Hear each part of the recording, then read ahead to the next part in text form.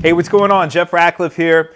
The Seattle Seahawks bucked the trend of the pass-happy NFL last season and became one of the most run-heavy offenses in the NFL. Now, what does this mean for fantasy football? Let's preview for 2019 fantasy football the Seattle Seahawks. And hey, Russell Wilson heading into last year, there were pretty high expectations. In 2017, he was the #1 fantasy quarterback.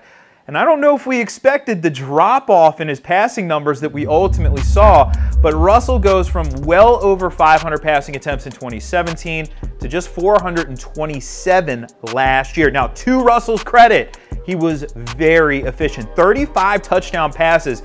He ends up with 48 end zone throws, so super efficient in the red zone, converting a lot of those throws for touchdowns. In fact, get this.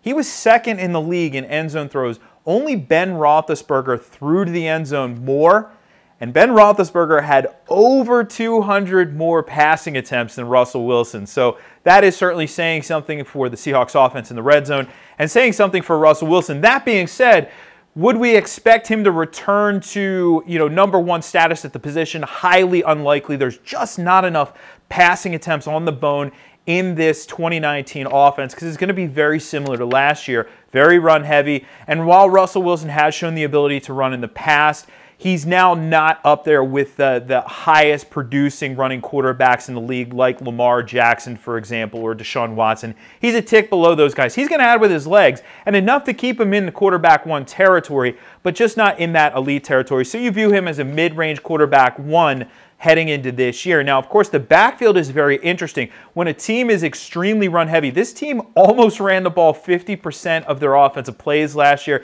In 2019, that is extraordinarily run-heavy in today's NFL. So it's obviously good for the running backs, and in fact, we saw it was very good for Chris Carson last year.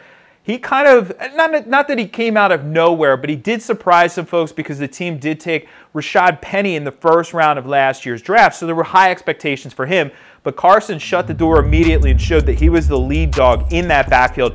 247 rushing attempts on the season, 1,151 rushing yards, 9 rushing touchdowns. He was also getting the ball a bunch in the red zone, so that certainly helped his numbers.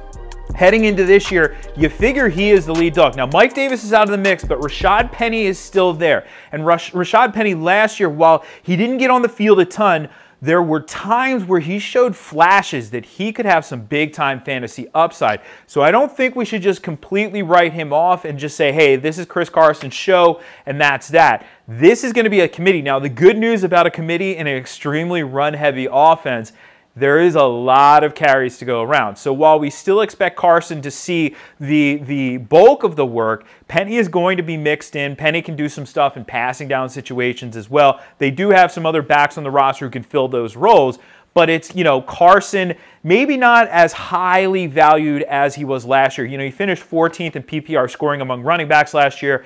Maybe we view him now more as a back-end RB2 instead of a front-end RB2. And then Rashad Penny, in addition to his independent value as an RB3 with weekly upside, also has that premium handcuff status. Because, hey, if something happened to Carson, all of a sudden Penny's value skyrockets.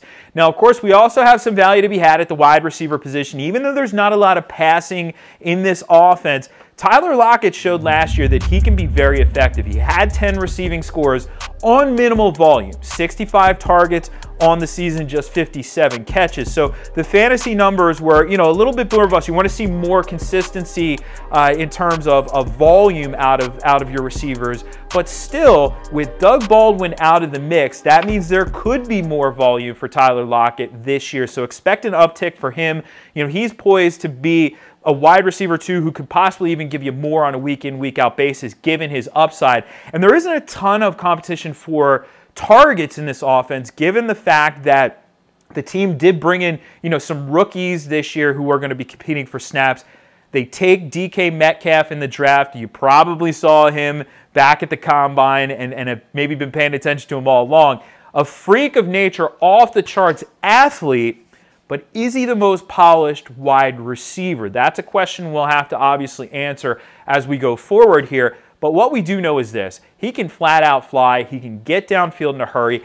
Gives Russell Wilson yet another weapon to take the top off the defense.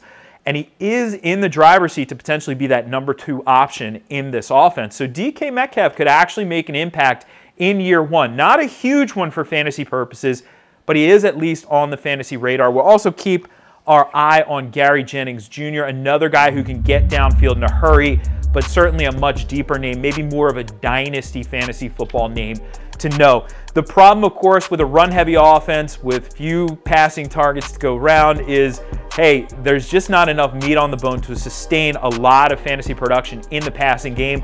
So while we saw, production last year briefly out of Will Dissly, for example, I really don't think there is a tight end to be had for fantasy purposes in Seattle. Of course, monitor the situation just like every offensive depth chart, but I think we're really looking elsewhere at the tight end position this year. You want to see where all the Seattle Seahawks land in our fantasy football rankings? You can check those out and more over at PFF.com.